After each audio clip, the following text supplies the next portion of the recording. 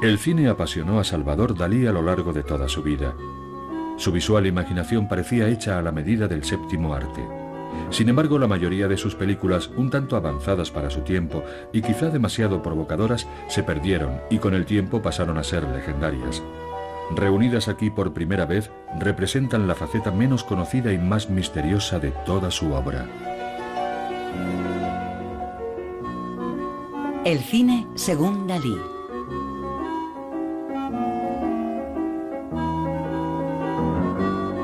El redescubrimiento de sus películas nos permitirá conocer las claves del universo daliniano. Pero necesitamos el consentimiento del propio maestro. Salvador Dali, would you like to speak to us about your childhood? No! Salvador Dali, would you like to speak to us about your painting? No! Salvador Dali, will you answer at least one question? No! Salvador Dali, do you or do you not want to do this film? Yes. Vámonos. La voz que han oído era la de Orson Welles, y la manera en que Dalí aparece y desaparece de la pantalla es un truco tan antiguo como el propio cine. Se coge la película, se corta y se empalma con otra imagen totalmente diferente. Es muy sencillo, se lo mostraré. Ahora estoy aquí, ahora no. Pero si vuelvo a chascar los dedos, he vuelto. A Dalí le encantaban estos trucos. ¿Recuerdan esos dibujitos del periódico en los que un cazador iba buscando a su perro y al final veías que estaba subido a un árbol? Pues eso es exactamente lo que Dalí les ha preparado.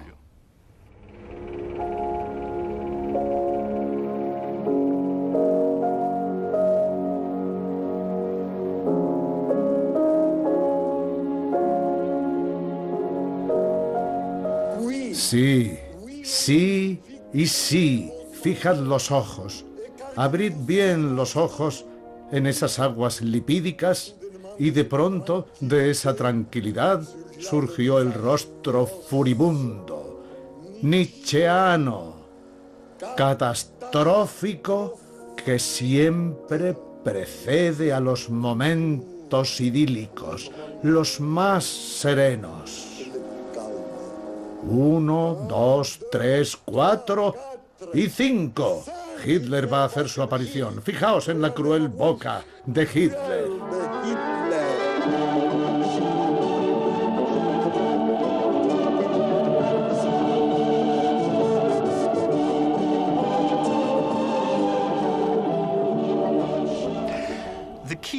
La clave de las películas de Dalí es la metamorfosis, la transformación de una imagen en otra imagen, sin que realmente nos demos cuenta de que la otra imagen está dentro de esa imagen. Es una especie de agente provocador que intenta estimular nuestra imaginación. Busca el contraste entre el bien y el mal. Esa es realmente la clave, no solo para comprender la película, sino para comprender toda su obra como pintor. Perfecto, ahora... En un vídeo experimental que data de principios de la década de los 60, Dalí revela su personal método de creación. Al principio de esta comunicación, ¿le importa? Por supuesto. A ver si le he entendido bien. Dalí quiere decir que, por primera vez, su boca se va a transformar en sus ojos y que a través de su boca va a expresarse. Sí, esto es una fotografía de una escultura griega. Aquí está mi boca, mi bigote, aunque en realidad no sería mi bigote, es exactamente mi boca. Es absolutamente fantástico porque la gente comprenderá la verdad de esta imagen. Ahora me gustaría que la cámara se acercara bastante a esta sección. Más. Porque esta es la boca de Dalí. Y ahora me gustaría que pusieran mis dientes dentro de esta obra de arte. Bien, así, muy bien, bien. Voilà, excelente. Ha habido instantes muy buenos, ¿verdad? Saba, excelente, suficiente. Dalí nos desconcierta. Intenta dejarnos estupefactos, eso es puro Dalí. Pero más allá de su extravagancia, a través de sus rarezas, nos enseña una nueva forma de mirar el mundo. Gracias a él, el surrealismo dejó de ser dominio de unos pocos y se extendió por todo el mundo. Dalí llega incluso a convencernos de que el arte puede ser divertido. La mayoría de sus películas, imposibles de encontrar en ningún instituto cinematográfico, se han perdido o dispersado. Hizo falta una larga búsqueda para localizarlas. Entre todas ellas destaca La aventura prodigiosa de la encajera y El rinoceronte, que el propio Dalí evocó en una extravagante escena de finales de los años 60. ¿Llegó realmente a existir esta película fuera del desconcertante cerebro de Salvador Dalí? Bueno, claro que existe la encajera. Aquí está todo. Esto forma parte de la película original. Aquí tenemos alguna correspondencia con un montón de detalles. Y esto son notas. Notas sobre la película. Y más notas. Y más. Voilà. Como pueden ver, hay mucho material. Yo intentaba ceñirme a lo que él me pedía. Solía proponerle ideas o hacerle sugerencias que le permitieran decir no y sugerir a su vez otra cosa. Pero funcionaba. Lo que nunca he terminado de comprender de la obra de Dalí es la manera irracional en que vivió toda su vida. Y esa fue mi vida con Dalí. Robert Desan trabajó con Dalí a partir de la década de los 50, cuando el artista tenía 45 años. Las imágenes inéditas que están viendo pertenecen a algunos fragmentos de La aventura prodigiosa de la encajera y el rinoceronte que nunca se han editado, donde podemos ver a Dalí en Cadaqués dirigiendo a Gala, su musa además de esposa.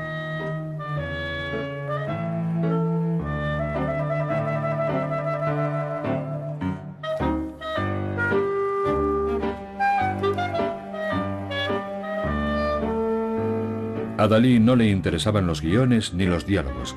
Lo que le atraía era la manipulación de las imágenes que la cámara le permitía. Además, sus imágenes eran silenciosas.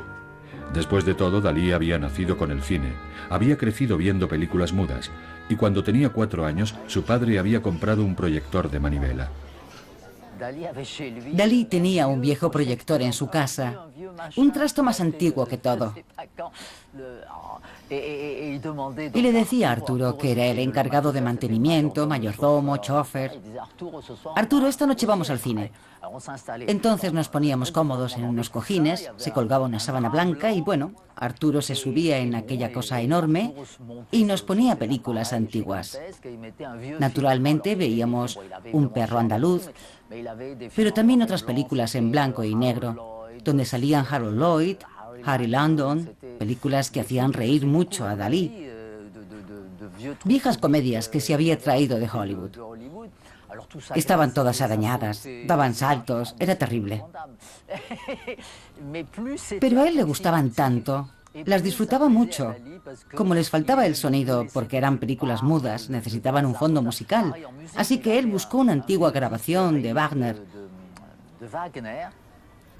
Era Tristán e Isolda. Para Harold Lloyd, Tristán e Isolda.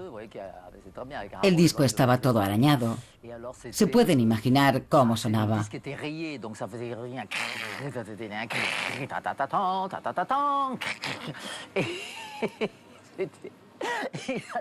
Dalí se moría de la risa. Y así eran nuestras noches de cine en Cadaqués.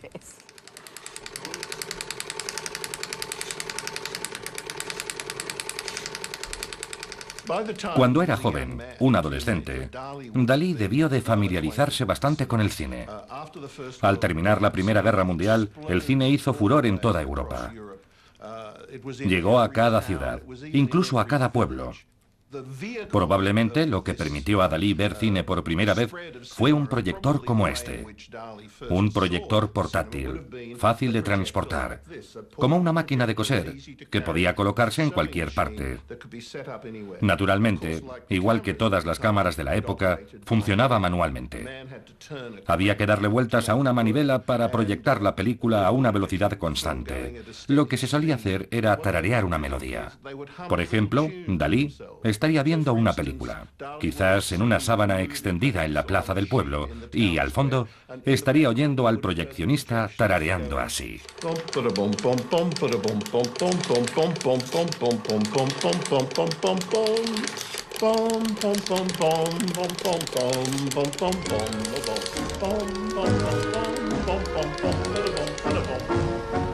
Érase una vez Luis Buñuel. Dalí lo conoció en sus días de estudiante en Madrid. Buñuel sería el primer cómplice de Dalí en sus primeros experimentos con el cine. Cuando se lanzaron a la aventura de Un perro andaluz en 1929, Dalí acababa de cumplir 25 años. Les gustaba jugar a un juego del que habían oído hablar. Lo habían inventado los surrealistas. Y era el juego de la libre asociación. Pensabas en una idea cualquiera que te agradara. Y la regla era que si la otra persona decía, no, no me gusta esa idea, se desechaba. Pero si ambos estaban de acuerdo en que les gustaba, seguían adelante. Y empezaban a verla como una película. Entiendo que la imagen de la cuchilla rasgando el ojo es de Dalí, porque es algo recurrente en sus obras. Además, tiene la perversidad que suele ir asociada a Dalí. Fue una idea brillante empezar la película con esa imagen. En cierto modo, estaba diciendo, abran los ojos. Van a ver algo que nunca han visto, algo que les va a dejar boquiabiertos, amigos. Cuentan que Buñuel tuvo náuseas durante el rodaje de esa escena. Dalí ni se inmutó. La cámara le permitía imponer sus inquietantes visiones, inventar metamorfosis y dar vida a sus fantasías más salvajes. La imaginación de uno y otro se complementaban maravillosamente. Dalí y Buñuel no se parecían en nada. Tenían personalidades muy diferentes y eso se ve reflejado en la película. Las imágenes de Un perro andaluz, que son reconociblemente dalinianas, son, por ejemplo, las que comparan el erizo de mar con el vello de debajo del brazo. Las de hormigas trepando por la mano, en cambio, son de Buñuel, porque a él le fascinaban los insectos. De hecho, encargó que le trajeran de España unas hormigas especiales para rodar esta escena.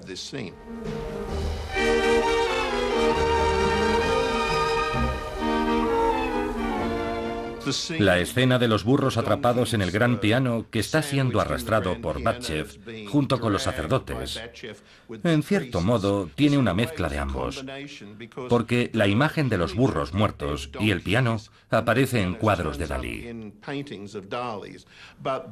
mientras que el forcejeo entre los sacerdotes y Batchev sería muy propio de Buñuel, ya que él siempre estaba tratando de liberarse de la carga de su educación católica. Por tanto, es una escena muy representativa de esa clase de colaboración entre ambos, que daba como resultado una imagen perfecta. Eso es lo que hace que Un perro andaluz sea una obra maestra. Es la primera vez que vemos en pantalla al joven Dalí. Va disfrazado de sacerdote y la expresión de su rostro nos demuestra que se lo estaba pasando en grande.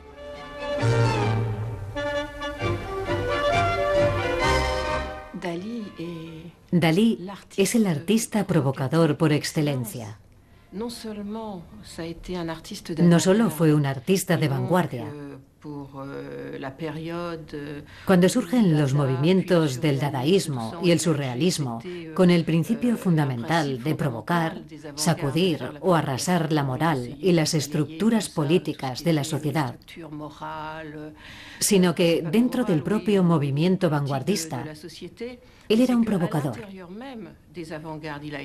En cierto modo, Dalí era un provocador para sus iguales. Un perro andaluz se exhibió para una audiencia tan escandalizada como cautivada. A la salida del estreno, Dalí y Buñuel fueron adoptados por el único movimiento que contaba para ellos, el surrealismo. Entonces decidieron volver a formar equipo y producir una película aún más subversiva, y el resultado les superó. La película fue un escándalo y estuvo prohibida durante casi 50 años. En realidad, la Edad de Oro solo pudo verse durante unos días en 1930. Bueno, prácticamente no ha cambiado nada en 70 u 80 años. Este es el Estudio 28, en Montmartre, uno de los cines de arte y ensayo más famosos del mundo, y el lugar donde, el 3 de diciembre de 1930, tuvo lugar el famoso escándalo. En el cine se proyectaba La Edad de Oro de Salvador Dalí y Luis Buñuel, y en el vestíbulo había una exposición de obras de pintores surrealistas. De repente entró un grupo de personas que destrozaron todos los cuadros, arrojaron bombas de humo al interior del teatro e interrumpieron la proyección. El cine tuvo que cerrar y el propietario se vio obligado a abandonar su actividad. De hecho, se marchó a China. Y sin embargo, la película se convirtió en objeto de escándalo y fascinación, lo cual hizo las delicias de Salvador Dalí más que de ninguna otra persona.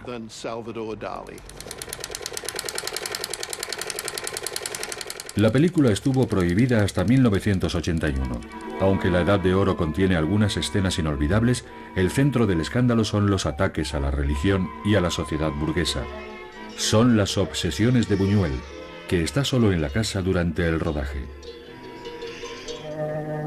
Dalí está muy lejos, pero sus contribuciones son inolvidables. Buñuel carecía de esa inspiración daliniana, y lo sabía porque mantenía una intensa correspondencia con Dalí. Y Dalí, bueno, me lo imagino pintando sin parar y diciendo: ¡ay, esta condenada película! Bueno, está bien. Y cogió sin más un papel y esbozó en él algunas ideas para la que probablemente sería la imagen surrealista más vívida de toda la película. La dibujó a grandes trazos en ese trozo de papel y se lo mandó a Buñuel diciendo: esto es lo que tienes que hacer.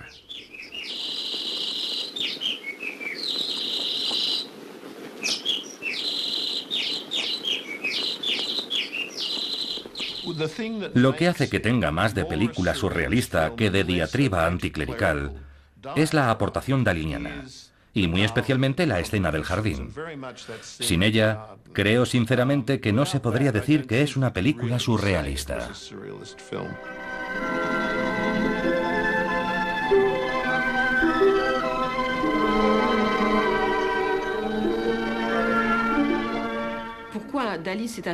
Una de las razones por las que a Dalí le interesaba el objetivo y por tanto la cámara de cine era que este es por definición objetivo.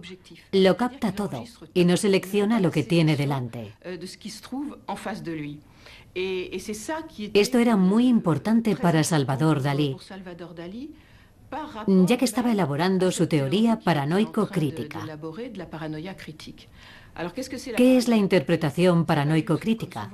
No es en absoluto lo que la mayoría de la gente imagina, una proyección del imaginario y las fantasías del artista sobre la realidad, sino un examen muy conciso de la realidad, donde ciertos detalles que de pronto se hacen evidentes transforman la imagen, la visión de una cosa, convirtiéndola en otra completamente diferente, asombrosa y fantástica. Y lo que nos permite captar esos detalles de la realidad es el objetivo de la cámara de cine. Aunque había planeado rodar una tercera película, de repente la vida de Dalí tomó otro rumbo. Conoció a Gala, el amor de su vida, y el cambio también fue geográfico. Su obra pictórica le procuró fama y fortuna donde menos lo esperaba, Estados Unidos. Sus cuadros se exhiben en el Museo de Arte Moderno de Nueva York, y fue el artista más joven al que dedicó su portada la revista Time. De un inesperado encargo surgió la propuesta de un proyecto muy importante: construir un pabellón para la Exposición Universal de 1939. Lo llamó El sueño de Venus. Cineasta completo, con una de las primeras cámaras de cine a color, filmó estas imágenes para nuestro deleite.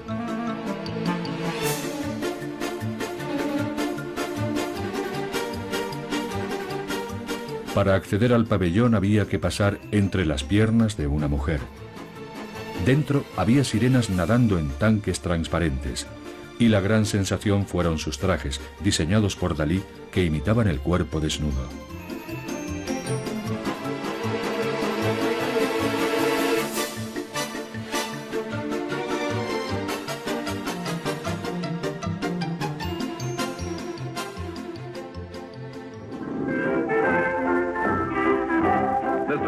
Salvador Dalí da una fiesta. Para empezar, el pintor surrealista español ha disfrazado a su esposa de unicornio. Su reputación de cineasta loco le precedió en su camino a Hollywood. Aprovechando esa fama, organizó una gran cena surrealista, desconcertante, desquiciada. Pero allí estaban las estrellas de cine y también las cámaras de los informativos.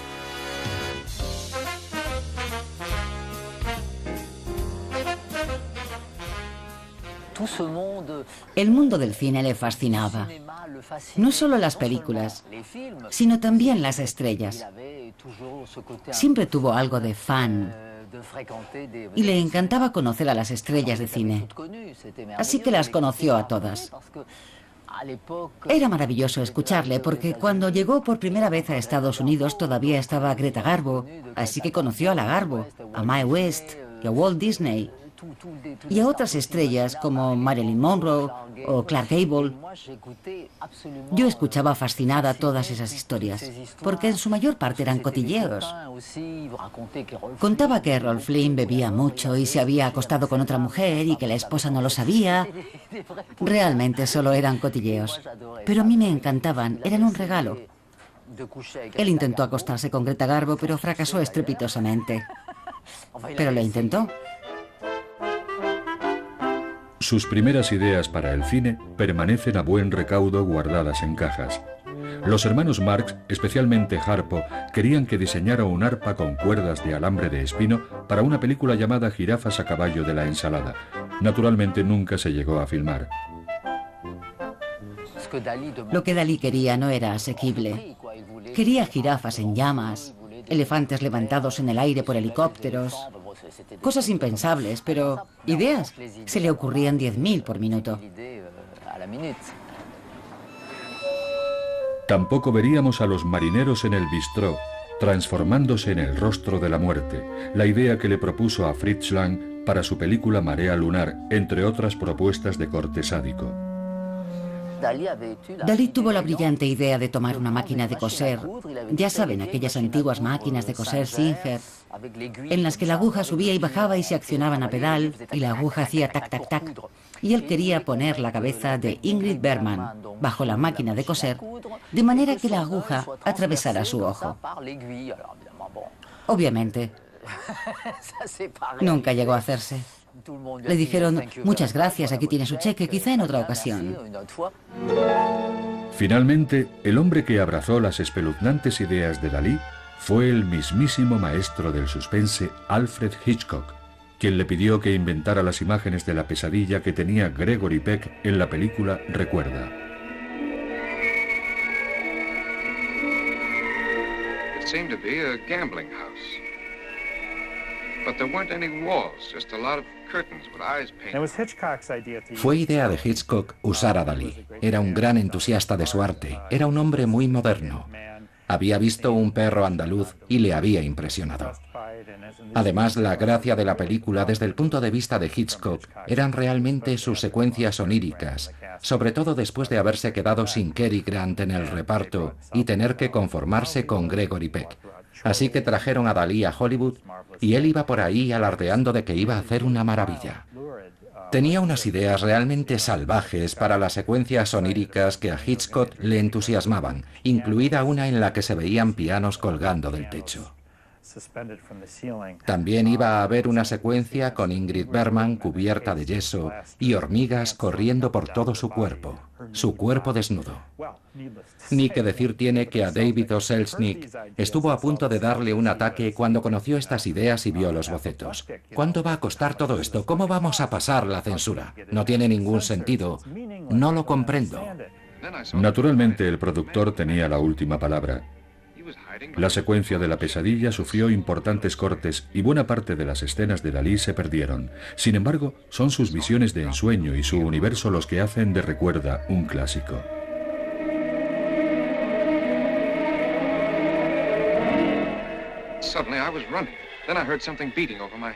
Si hubo cierta magia en su trabajo con Hitchcock, lo siguiente sería tan improbable como tentador. En el año 1946 hubo un punto de inflexión en la carrera de Dalí. Jack Warner invitó a Dalí a conocer a Walt Disney en Los Ángeles. Congeniaron de inmediato. El creador de Mickey Mouse y el maestro del surrealismo delirante. Walt invitó a Salvador a visitarlo en los estudios Disney y le pidió que hiciera una película de animación para él llamada Destino. Pero Dalí no conocía la técnica de la animación, y Walt pidió a un joven animador llamado John Hench que iniciara a Dalí en esa técnica, en la que se necesitaban 25 dibujos para producir un solo segundo de filmación. Para contar la historia de un joven bailarín acechado por el tiempo, Dalí produjo cientos y cientos de dibujos, pero en 1946 el imperio Disney atravesaba dificultades económicas y solo fue posible animar 15 segundos. Para Dalí, sin embargo, esta técnica fue la conexión necesaria entre la pintura y el cine que le permitió refinar sus ideas con dobles imágenes y metamorfosis.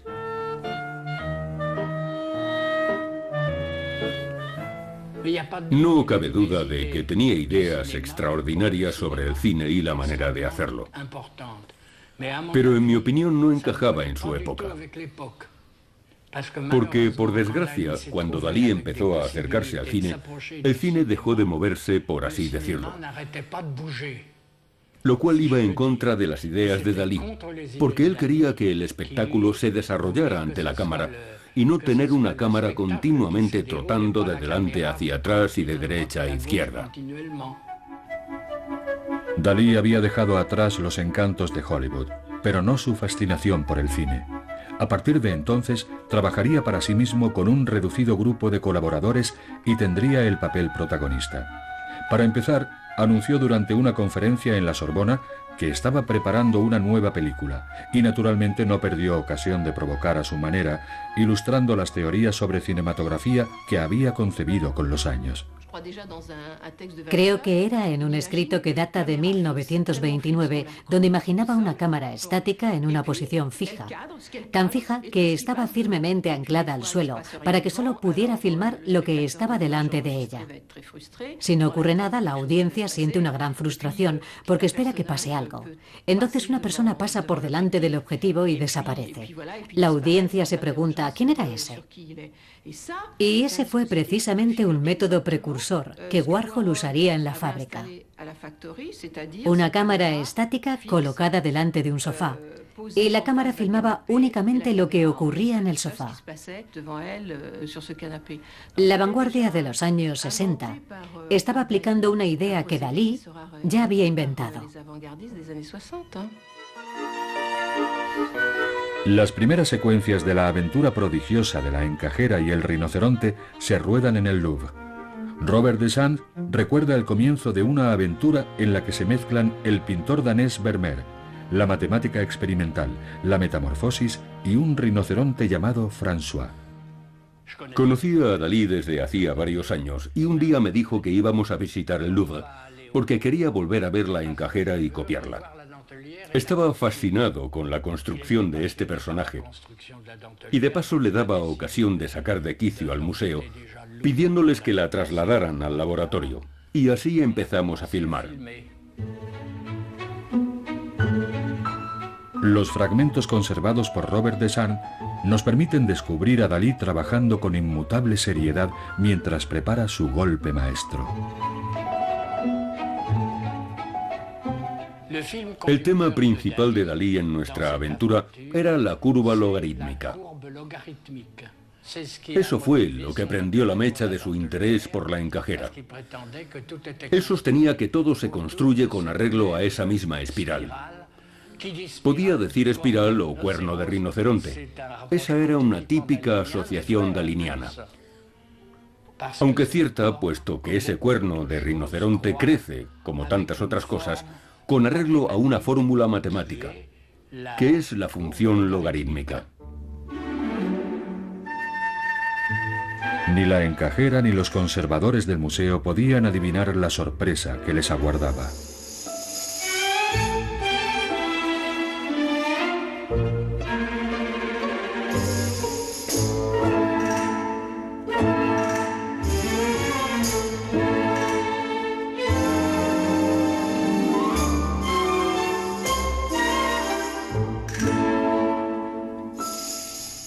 Los conservadores no esperaban para nada lo que estaba a punto de suceder. Habían trasladado la pintura de una encajera y ahora veían cuernos dibujados por todo el lienzo del mismo tamaño. Pero para la lógica categórica de Salvador Dalí no era nada raro.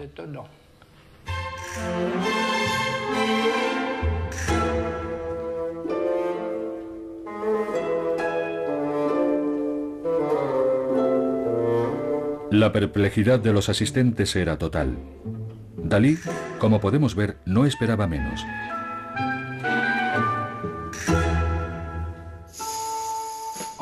De hecho, no tiene nada que ver con una película. Es una obra de propaganda daliniana.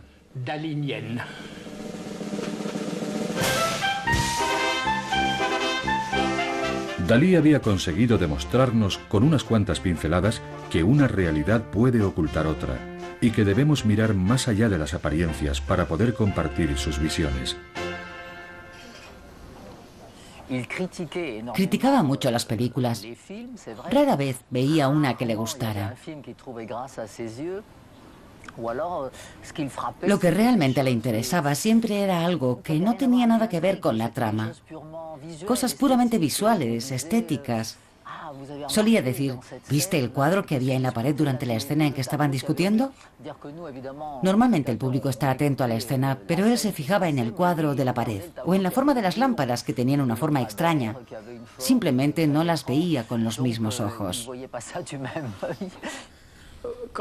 Hay personas a las que llamamos genios, que tienen una manera singular de mirar el mundo y son capaces de transmitir lo que ven, lo que sucede, y señalan algo que parece que solo hay que dejar que surja. Esas personas son insustituibles. Pienso que Dalí no me consideraba realmente un discípulo, porque yo en realidad no pintaba. En todo caso, era un discípulo de sus ideas.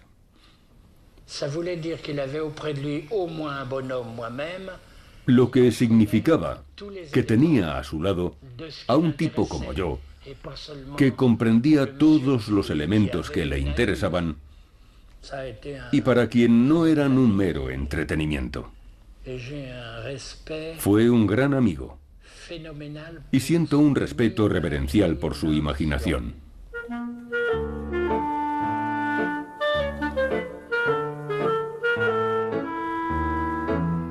Acto segundo en el zoo de Vincennes. Continúa la demostración con la amable colaboración de un rinoceronte llamado François. Si un cuerno de rinoceronte aparecía en el lienzo del Louvre, la lógica daliniana consistía en verificar que a la inversa también era verdad.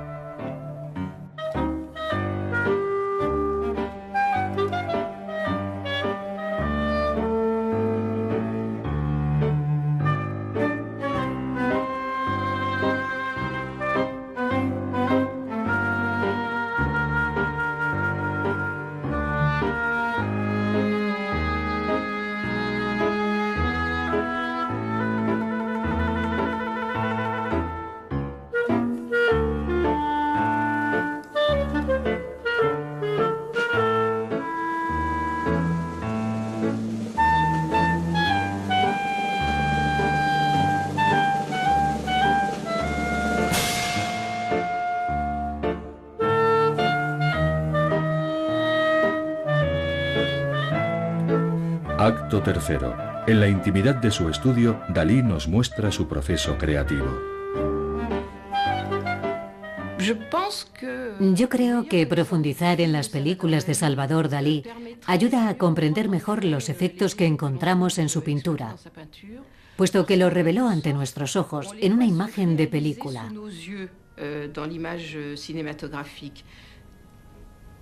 El trabajo que debe hacer el espectador al mirar el cuadro, su esfuerzo de concentración para ver una imagen dentro de otra. En cierto modo sucede ante nuestros ojos, gracias a las imágenes filmadas.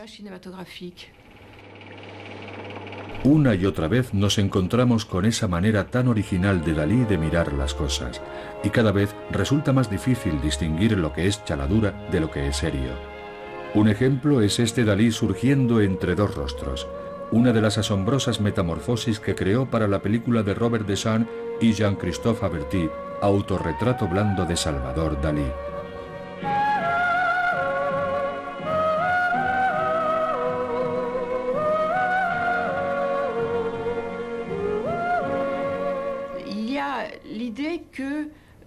Estaba la idea de que la materia es transformable,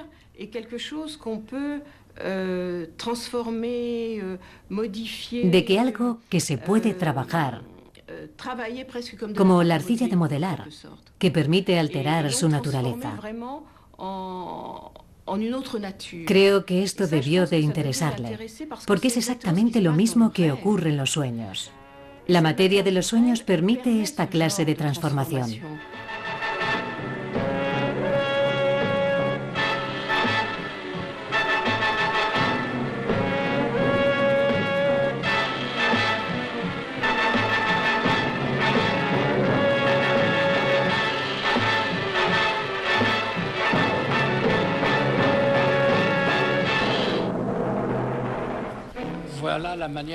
Esa era la manera de hacer películas con Salvador Dalí.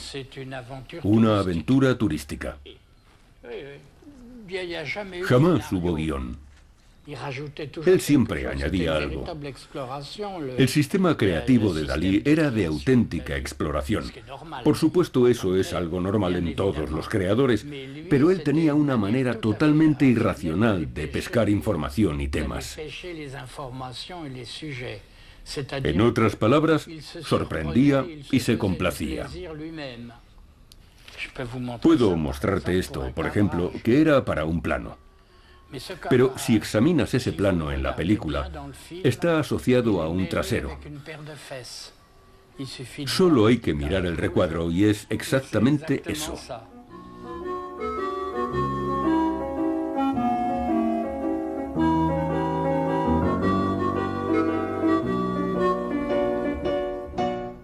Si yo dirigía, sí, pero a veces él quería mirar a través de la cámara.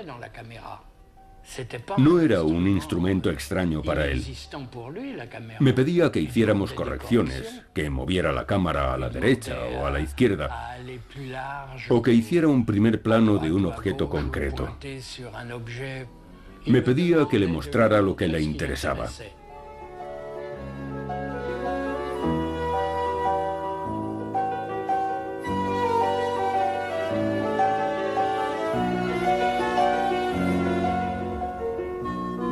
El rodaje continúa en España con sus protagonistas, La Encajera, Gala, Dalí, aunque François el rinoceronte se negó a subir al coche.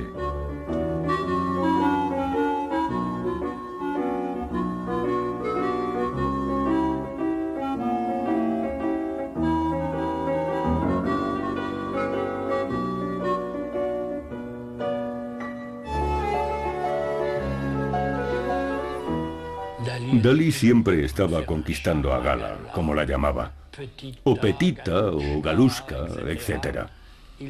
Estaba siempre encima de ella como un escarabajo, porque la amaba, la adoraba. Ella era una mujer estupenda, aunque algo cascarrabias, pero hacía todo lo que él le pedía que hiciera, al pie de la letra. Ponte aquí así, sonríe.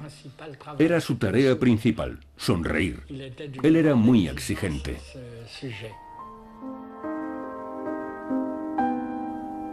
Los fragmentos de la encajera que se han conservado hasta hoy nos permiten ver como nunca habíamos visto las relaciones entre Dalí y Gala.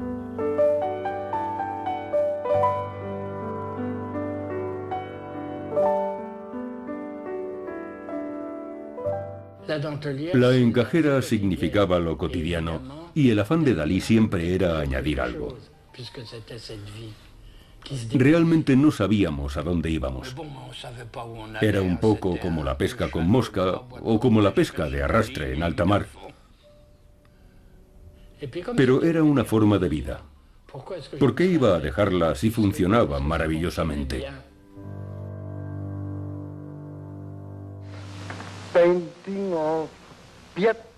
Invitado a dar una conferencia sobre su obra en Estados Unidos, Dalí decidió burlarse de la clase cultural dominante con una película.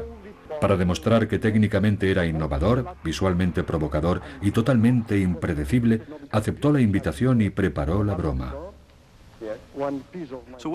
El día que debía comparecer, llegó una caja y una carta en la que Dalí explicaba que aquella era la mejor forma de comprender su obra. Dentro de la caja estaba uno de los primeros vídeos de la historia, que había producido para su amigo Philip Halsman, llamado Caos y Creación.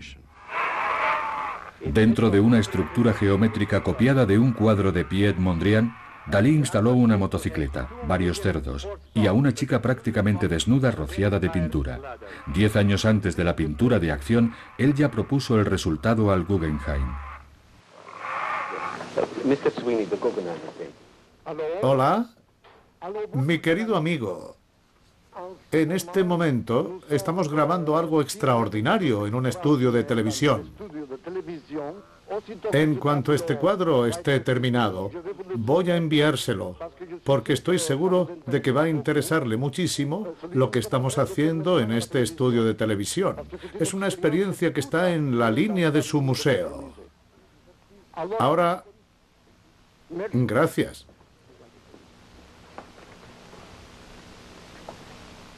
Muchas gracias. Adiós, amigo.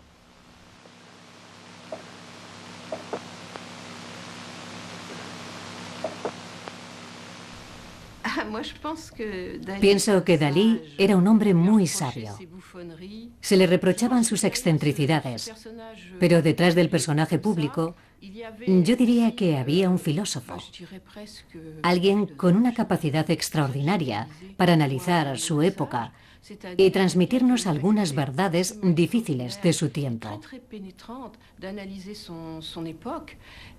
Naturalmente, lo hizo a su manera, casi siempre con imágenes salvajes y a veces empleando fábulas. En cualquier caso, con mucho humor. Pero Dalí era alguien que sabía analizar su época desde un punto de vista totalmente fuera de lo común.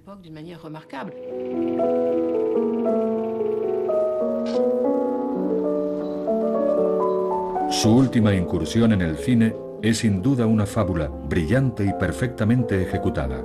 Impresiones de la Alta Mongolia. Gala, gala, gala, gala, gala, gala, más arriba. Y mira al frente. Estoy pintando los pequeños cuernos de Moisés.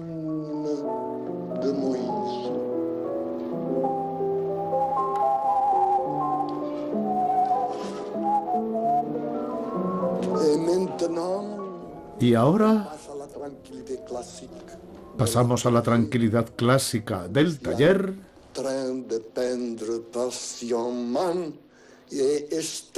Donde estoy pintando pacientemente el retrato de Gala y el mío. Y precisamente en esta tranquilidad suprema e inmutable de Porligat, para recompensar a Gala por su amor y su paciencia,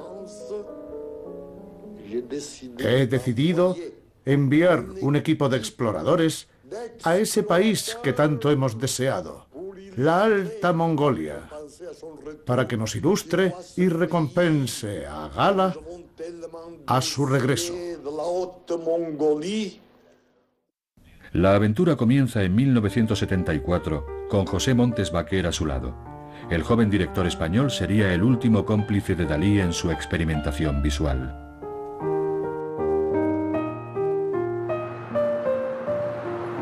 era un film artístico experimental. Pero sí que le gustaba era entrar en preguntas técnicas de alto grado. Sobre todo llevábamos con nosotros un gran técnico de electrónica y tenía unas conversaciones a gran nivel con él. En esta película desarrolló al máximo su obra sobre las ilusiones ópticas y probablemente fuera desde su punto de vista la más lograda. Dicho por el propio Dalí, la historia nos transporta en un viaje fantástico hasta un planeta enigmático. Podemos ver el despegue, la sombra del despegue de los aviones que transportan, el primero, todo el material fotográfico y el segundo, todas las informaciones requeridas. Este otro lleva a los científicos y a la gente importante.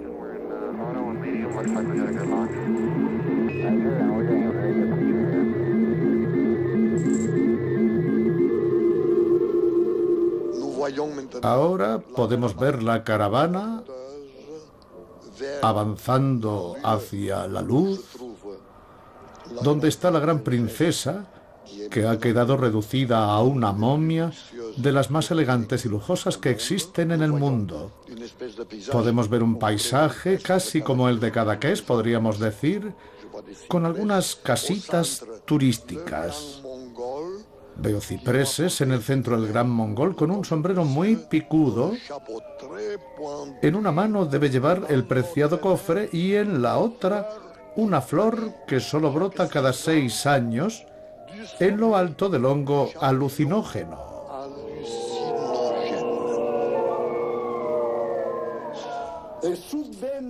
Y de repente un drástico giro de los acontecimientos. Bueno, no drástico, más bien cinematográfico.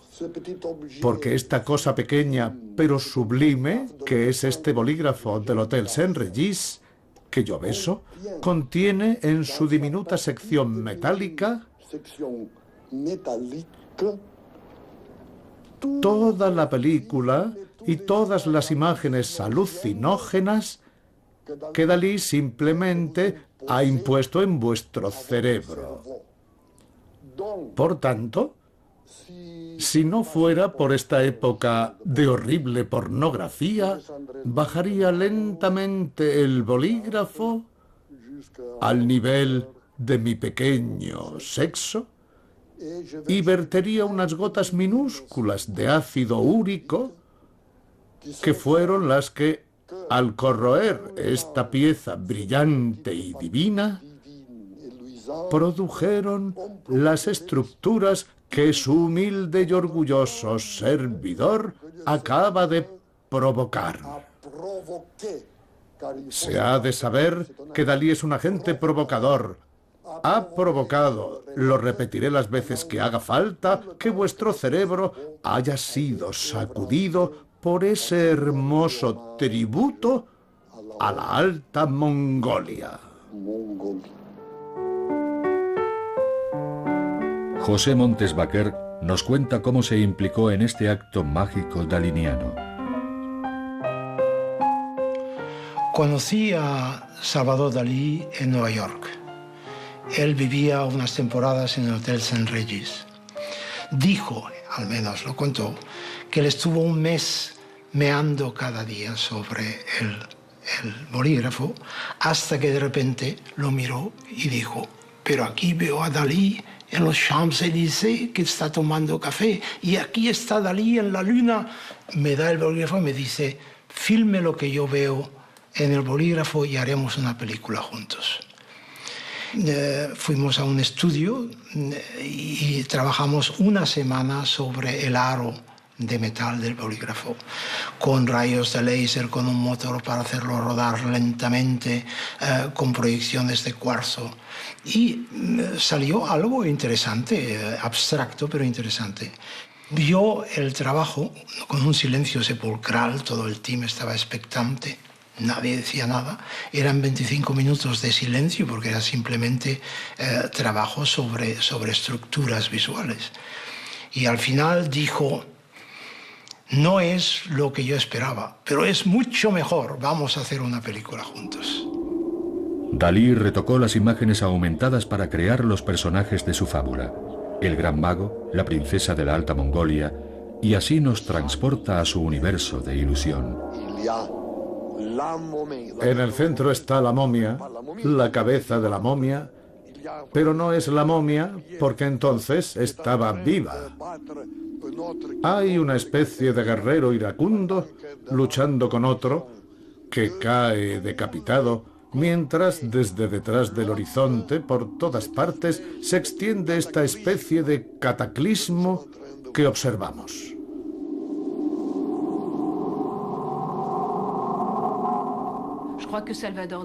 Yo creo que Salvador Dalí nos proporciona un método para descifrar el significado real de las imágenes. Hoy nos enfrentamos a diario con imágenes que intentan manipularnos. Es una lección muy útil, intentar comprender un pequeño detalle en un rincón para tener la clave que nos permita comprender el todo y así evitar que se adueñe de nosotros la fascinación general de la imagen completa. Dalí como agente provocador. Así se presenta Dalí al final del film, con lo cual intenta convencer al público de que el artista es el catalizador, es el artista el que consigue el foco de intención de la expresión artística sobre el público, pero siempre la obra de arte se realiza dentro del cerebro del espectador. Salvador Dalí quería que la percepción de la imagen fuera una escuela de libertad e impertinencia. Sus creaciones todavía son capaces de atrapar nuestra fantasía, porque sus desestabilizadoras visiones forman parte de un sistema dirigido a poner en duda nuestra percepción de la realidad. El redescubrimiento de estas películas nos acerca un poco más al espíritu del gran mistificador.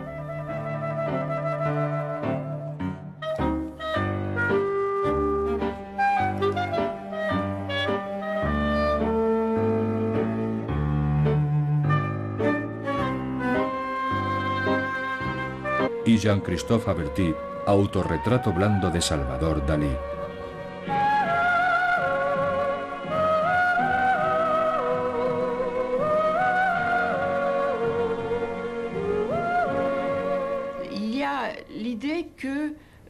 Estaba la idea de que la materia es transformable,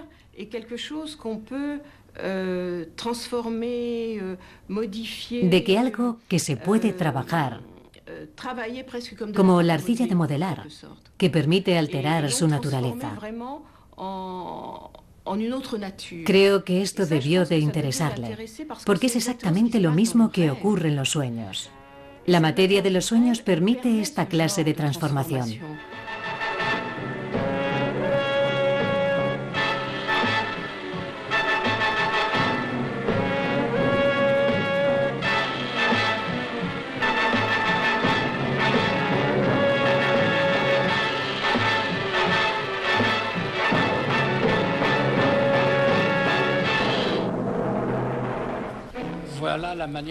Esa era la manera de hacer películas con Salvador Dalí. Una aventura turística. Jamás hubo guión. Él siempre añadía algo. El sistema creativo de Dalí era de auténtica exploración. Por supuesto, eso es algo normal en todos los creadores, pero él tenía una manera totalmente irracional de pescar información y temas. En otras palabras, sorprendía y se complacía. Puedo mostrarte esto, por ejemplo, que era para un plano. Pero si examinas ese plano en la película, está asociado a un trasero. Solo hay que mirar el recuadro y es exactamente eso.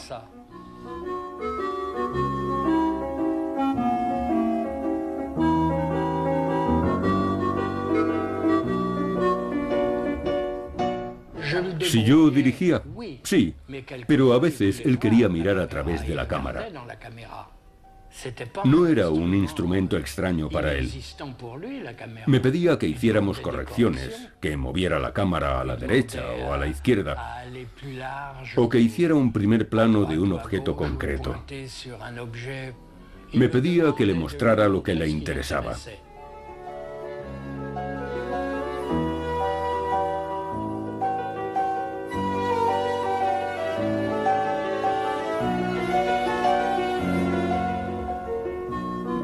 El rodaje continúa en España con sus protagonistas, La Encajera, Gala, Dalí, aunque François el rinoceronte se negó a subir al coche. No cabe duda de que tenía ideas extraordinarias sobre el cine y la manera de hacerlo. Pero en mi opinión no encajaba en su época. Porque, por desgracia, cuando Dalí empezó a acercarse al cine, el cine dejó de moverse, por así decirlo.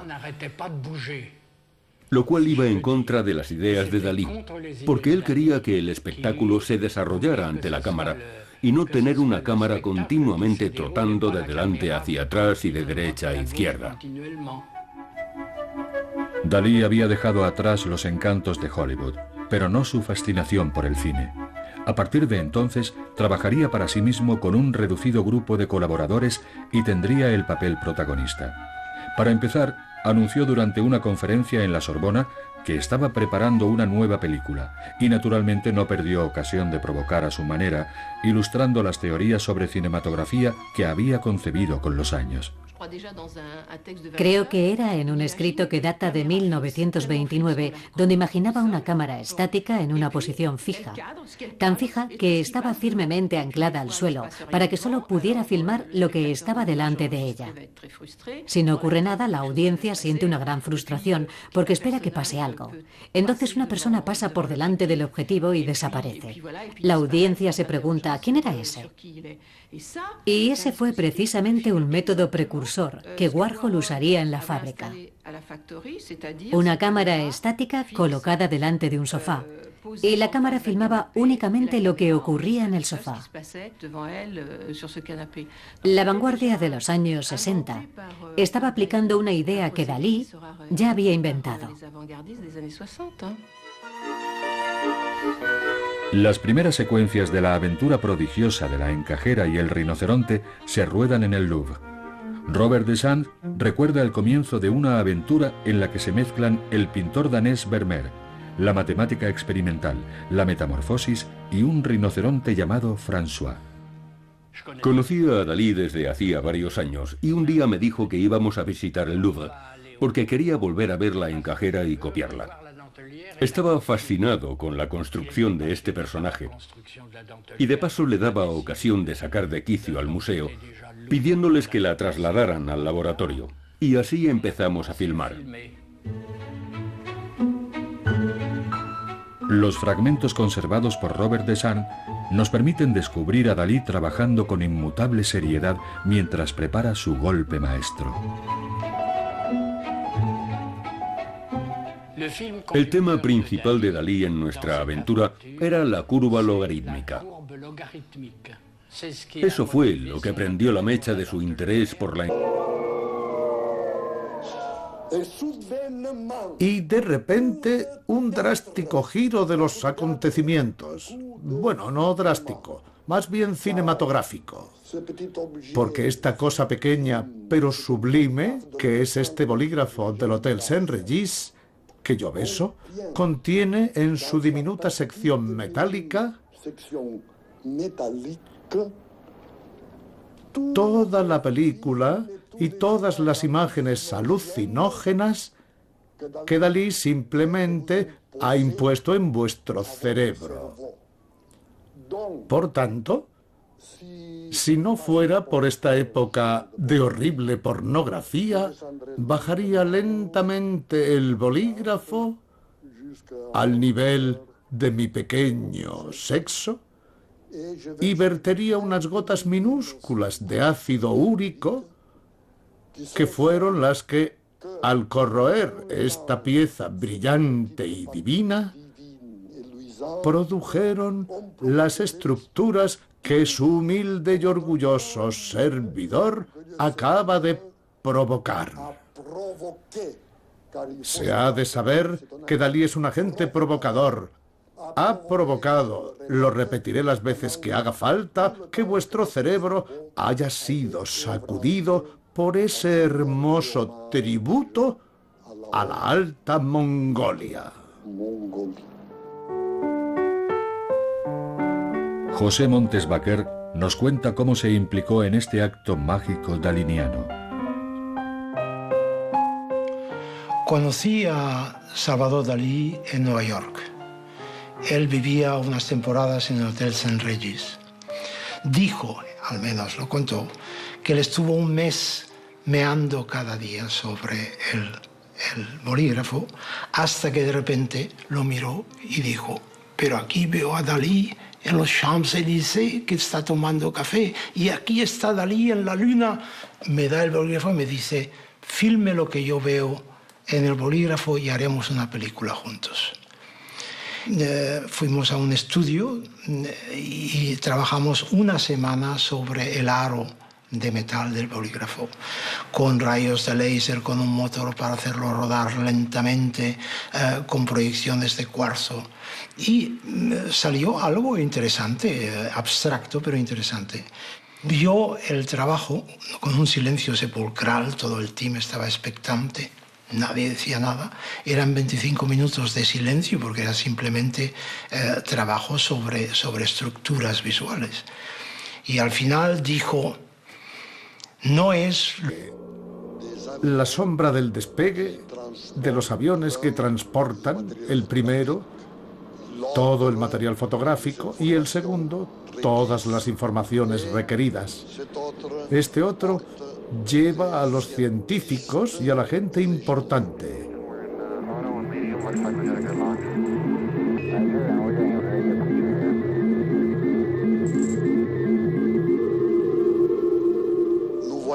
Ahora podemos ver la caravana avanzando hacia la luz, donde está la gran princesa, que ha quedado reducida a una momia de las más elegantes y lujosas que existen en el mundo.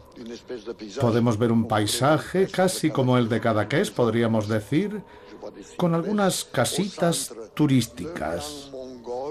Veo cipreses en el centro del Gran Mongol con un sombrero muy picudo. En una mano debe llevar el preciado cofre y en la otra una flor que solo brota cada 6 años en lo alto del hongo alucinógeno.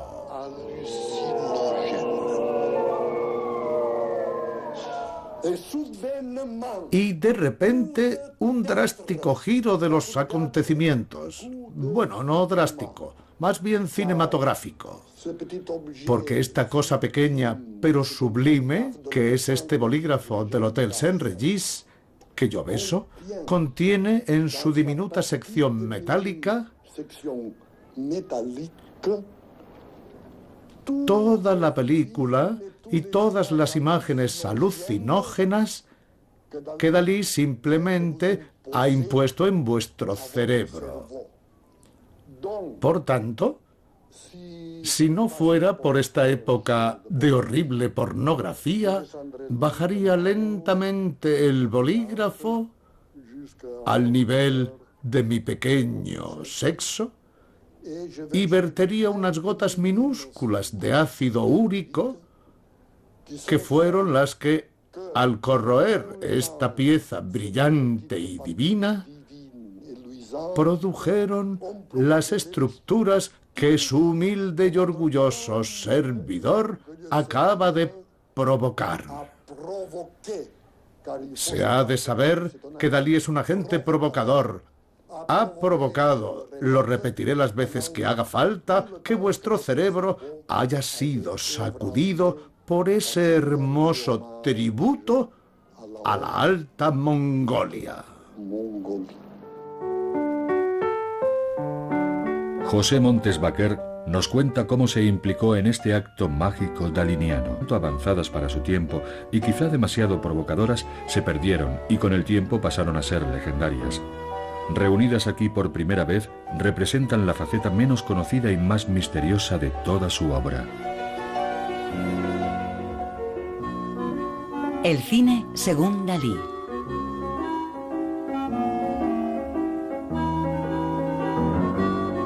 El redescubrimiento de sus películas nos permitirá conocer las claves del universo daliniano.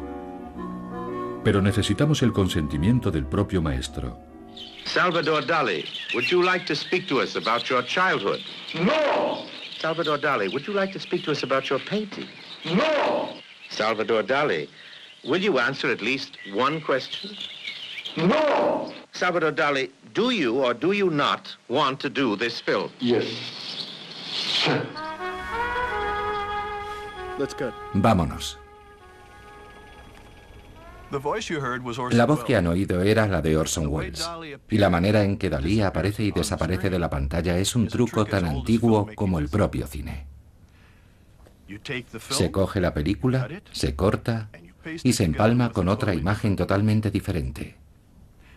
Es muy sencillo, se lo mostraré. Ahora estoy aquí, ahora no. Pero si vuelvo a chascar los dedos, he vuelto. A Dalí le encantaban estos trucos. ¿Recuerdan esos dibujitos del periódico en los que un cazador iba buscando a su perro y al final veías que estaba subido a un árbol? Pues eso es exactamente lo que Dalí les ha preparado.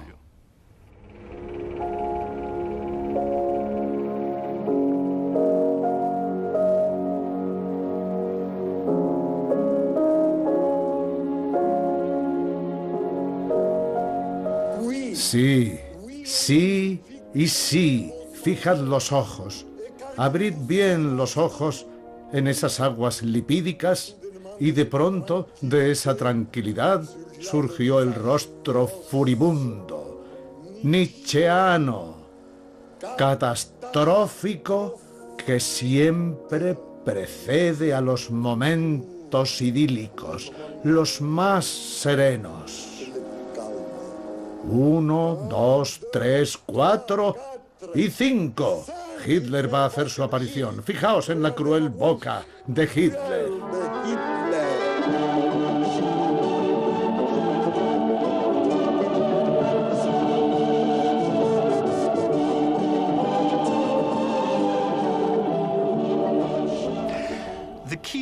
La clave de las películas de Dalí.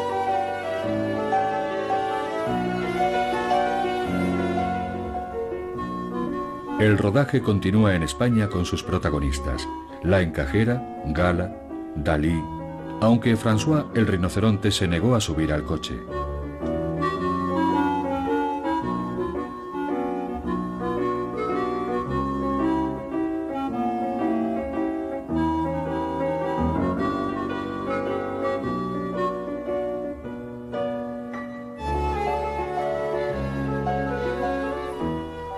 Dalí siempre estaba conquistando a Gala, como la llamaba, o Petita, o Galuska, etc.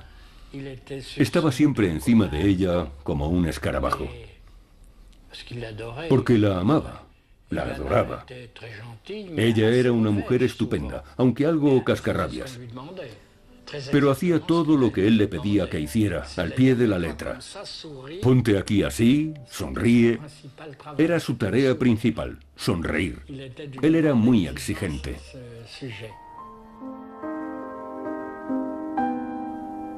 Los fragmentos de La Encajera que se han conservado hasta hoy nos permiten ver como nunca habíamos visto las relaciones entre Dalí y Gala.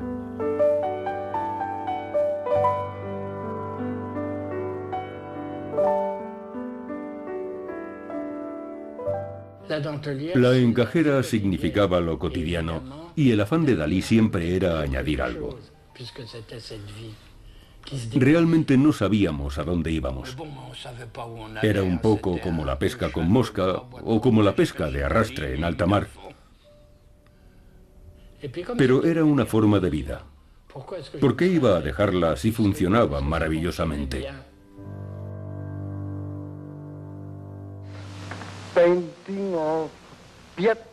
Invitado a dar una conferencia sobre su obra en Estados Unidos, Dalí decidió burlarse de la clase cultural dominante con una película, Para demostrar que técnicamente era innovador, visualmente provocador y totalmente impredecible, aceptó la invitación y preparó la broma.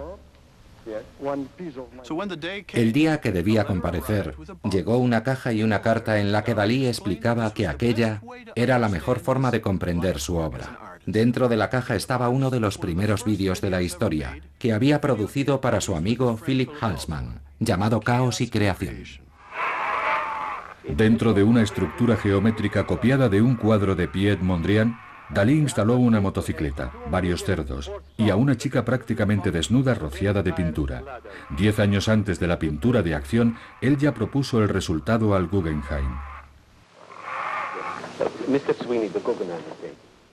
Fotos del periódico, en los que un cazador iba buscando a su perro y al final veías que estaba subido a un árbol.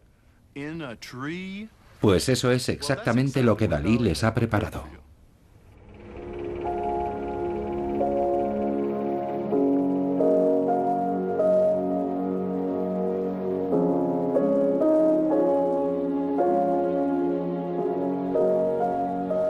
Sí, sí y sí. Fijad los ojos.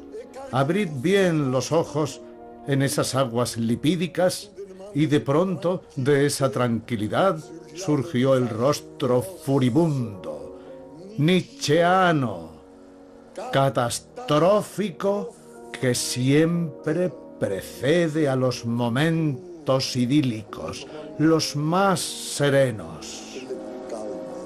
1, 2, 3, 4 y 5. Hitler va a hacer su aparición. Fijaos en la cruel boca de Hitler.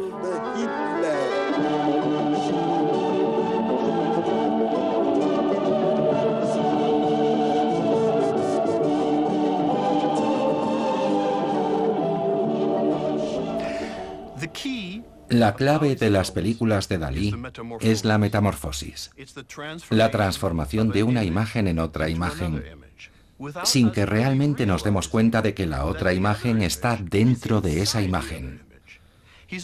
Es una especie de agente provocador que intenta estimular nuestra imaginación. Busca el contraste entre el bien y el mal. Esa es realmente la clave, no solo para comprender la película, sino para comprender toda su obra como pintor. Perfecto, ahora...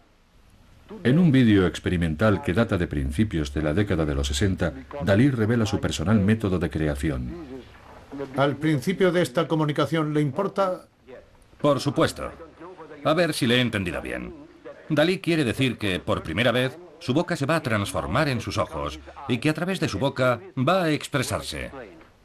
Sí, esto es una fotografía de una escultura griega.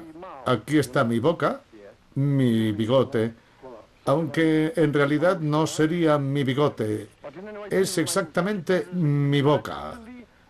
Es absolutamente fantástico porque la gente comprenderá la verdad de esta imagen.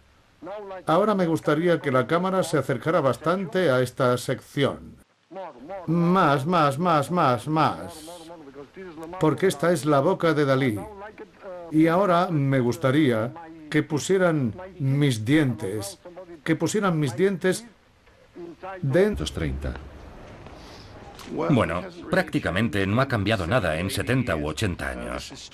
Este es el Estudio 28, en Montmartre, uno de los cines de arte y ensayo más famosos del mundo, y el lugar donde, el 3 de diciembre de 1930, tuvo lugar el famoso escándalo. En el cine se proyectaba La Edad de Oro de Salvador Dalí y Luis Buñuel, y en el vestíbulo había una exposición de obras de pintores surrealistas.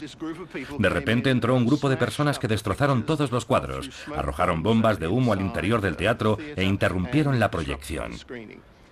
El cine tuvo que cerrar y el propietario se vio obligado a abandonar su actividad. De hecho, se marchó a China. Y sin embargo, la película se convirtió en objeto de escándalo y fascinación, lo cual hizo las delicias de Salvador Dalí más que de ninguna otra persona.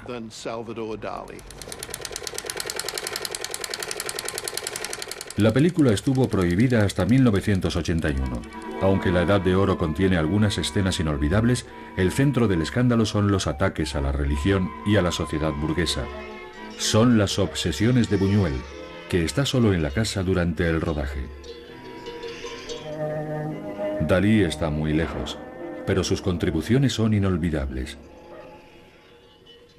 Buñuel carecía de esa inspiración daliniana, y lo sabía porque mantenía una intensa correspondencia con Dalí. Y Dalí, bueno, me lo imagino pintando sin parar y diciendo: ¡ay, esta condenada película! Bueno, está bien. Y cogió sin más un papel y esbozó en él algunas ideas para la que probablemente sería la imagen surrealista más vívida de toda la película. La dibujó a grandes trazos en ese trozo de papel y se lo mandó a Buñuel diciendo: esto es lo que tienes que hacer.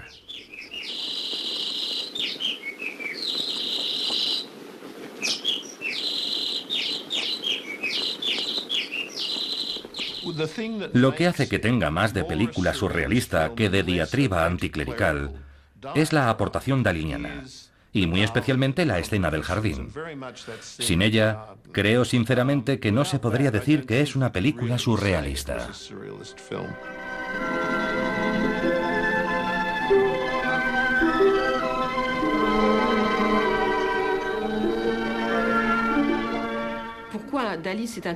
Una de las razones por las que a Dalí le interesaba el objetivo y por tanto la cámara de cine era que este es por definición objetivo. Lo capta todo y no selecciona lo que tiene delante. Esto era muy importante para Salvador Dalí, ya que estaba elaborando su teoría paranoico-crítica. ¿Qué es la interpretación paranoico-crítica? Disney, y le pidió que hiciera una película de animación para él llamada Destino. Pero Dalí no conocía la técnica de la animación. Y Walt pidió a un joven animador llamado John Henge que iniciara a Dalí en esa técnica, en la que se necesitaban 25 dibujos para producir un solo segundo de filmación. Para contar la historia de un joven bailarín acechado por el tiempo, Dalí produjo cientos y cientos de dibujos, pero en 1946 el imperio Disney atravesaba dificultades económicas y solo fue posible animar 15 segundos. Para Dalí, sin embargo, esta técnica fue la conexión necesaria entre la pintura y el cine que le permitió refinar sus ideas con dobles imágenes y metamorfosis.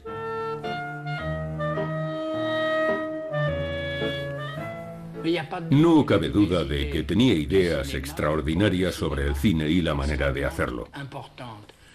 Pero en mi opinión no encajaba en su época. Porque, por desgracia, cuando Dalí empezó a acercarse al cine, el cine dejó de moverse, por así decirlo. Lo cual iba en contra de las ideas de Dalí, porque él quería que el espectáculo se desarrollara ante la cámara y no tener una cámara continuamente trotando de delante hacia atrás y de derecha a izquierda. Dalí había dejado atrás los encantos de Hollywood, pero no su fascinación por el cine.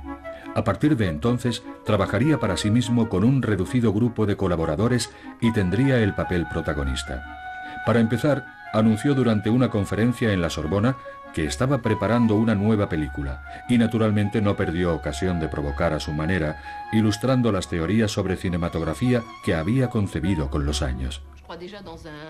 Creo que era en un escrito que data de 1929, donde imaginaba una cámara estática en una posición fija, tan fija que estaba firmemente anclada al suelo, para que solo pudiera filmar lo que estaba delante de ella. Si no ocurre nada, la audiencia siente una gran frustración, porque espera que pase algo. Entonces una persona pasa por delante del objetivo y desaparece. La audiencia se pregunta, ¿quién era ese? Y ese fue precisamente un método precursor que Warhol usaría en la fábrica. Una cámara estática colocada delante de un sofá. Y la cámara filmaba únicamente lo que ocurría en el sofá. La vanguardia de los años 60 estaba aplicando una idea que Dalí ya había inventado.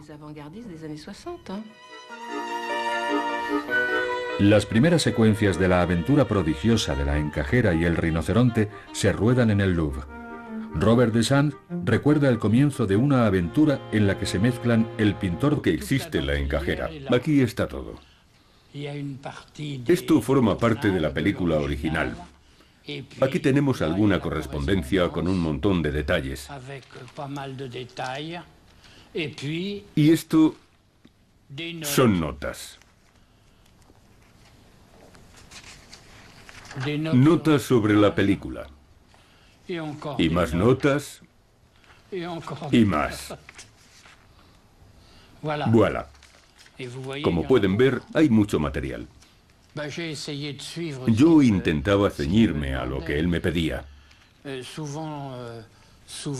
Solía proponerle ideas o hacerle sugerencias que le permitieran decir no y sugerir a su vez otra cosa. Pero funcionaba. Lo que nunca he terminado de comprender de la obra de Dalí es la manera irracional en que vivió toda su vida. Y esa fue mi vida con Dalí. Robert Desagne trabajó con Dalí a partir de la década de los 50, cuando el artista tenía 45 años. Las imágenes inéditas que están viendo pertenecen a algunos fragmentos de la aventura prodigiosa de la encajera y el rinoceronte que nunca se han editado, donde podemos ver a Dalí en Cadaqués dirigiendo a Gala, su musa además de esposa.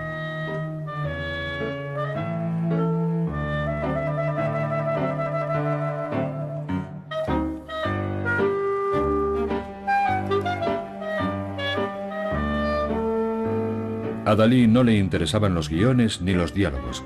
Lo que le atraía era la manipulación de las imágenes que la cámara le permitía. Además, sus imágenes eran silenciosas. Después de todo, Dalí había nacido con el cine, había crecido viendo películas mudas, y cuando tenía 4 años, su padre había comprado un proyector de manivela. Dalí tenía un viejo proyector en su casa, un trasto más antiguo que todo. Y le decía a Arturo que era el encargado de mantenimiento, mayordomo, chofer.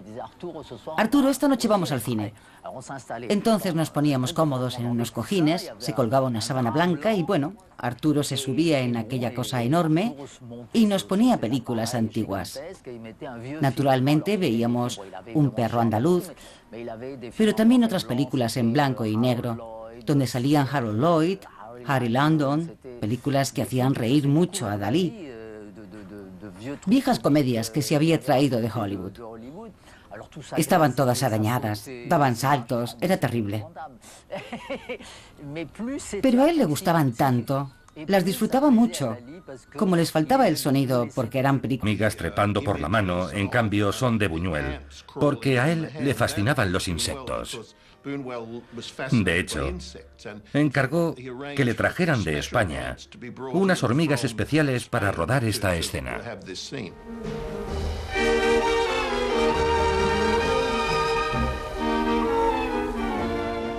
La escena de los burros atrapados en el gran piano que está siendo arrastrado por Batchev junto con los sacerdotes, en cierto modo tiene una mezcla de ambos, porque la imagen de los burros muertos y el piano aparece en cuadros de Dalí,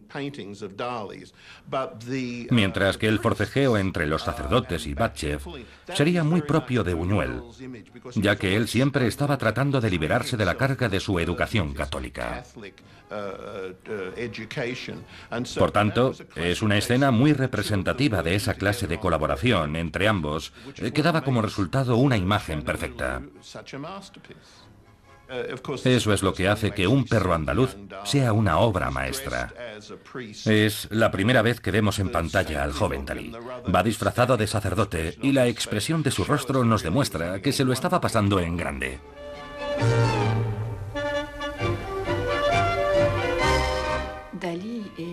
Dalí es el artista provocador por excelencia. No solo fue un artista de vanguardia. Cuando surgen los movimientos del dadaísmo y el surrealismo, con el principio fundamental de provocar, sacudir o arrasar la moral y las estructuras políticas de la sociedad, sino que dentro del propio movimiento vanguardista, él era un provocador. En cierto modo, Dalí era un provocador para sus iguales. Un perro andaluz se exhibió para una audiencia tan escandalizada como cautivada. A la salida del estreno, Dalí y Buñuel fueron adoptados por el único movimiento que contaba para ellos, el surrealismo.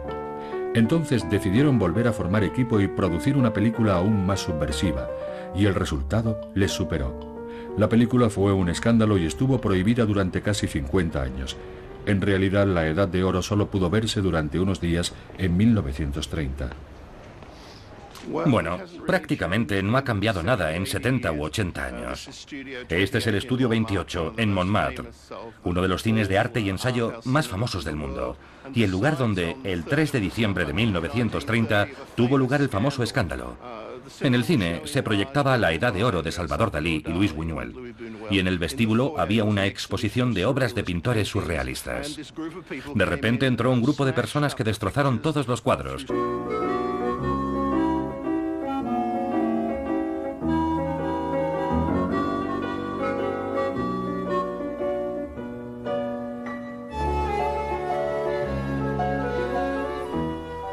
Dalí siempre estaba conquistando a Gala, como la llamaba, o Petita, o Galuska, etc. Estaba siempre encima de ella como un escarabajo, porque la amaba, la adoraba. Ella era una mujer estupenda, aunque algo cascarrabias, pero hacía todo lo que él le pedía que hiciera, al pie de la letra. Ponte aquí así, sonríe. Era su tarea principal, sonreír. Él era muy exigente.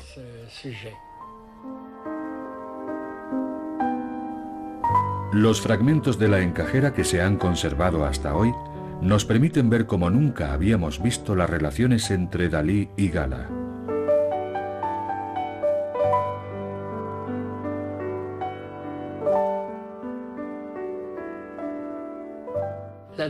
La encajera significaba lo cotidiano y el afán de Dalí siempre era añadir algo. Realmente no sabíamos a dónde íbamos. Era un poco como la pesca con mosca o como la pesca de arrastre en alta mar. Pero era una forma de vida. ¿Por qué iba a dejarla si funcionaba maravillosamente?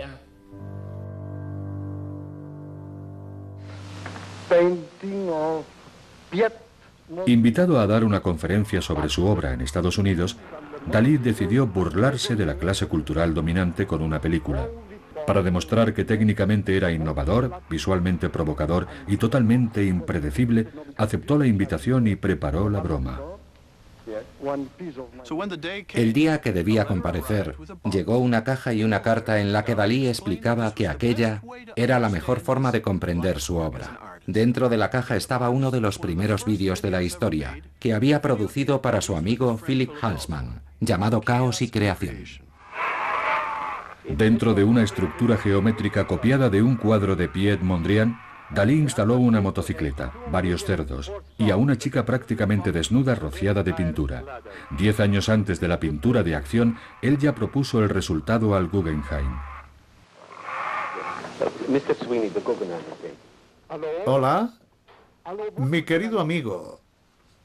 En este momento estamos grabando algo extraordinario en un estudio de televisión. En cuanto este cuadro esté terminado, voy a enviárselo, porque estoy seguro de que va a interesarle muchísimo lo que estamos haciendo en este estudio de televisión.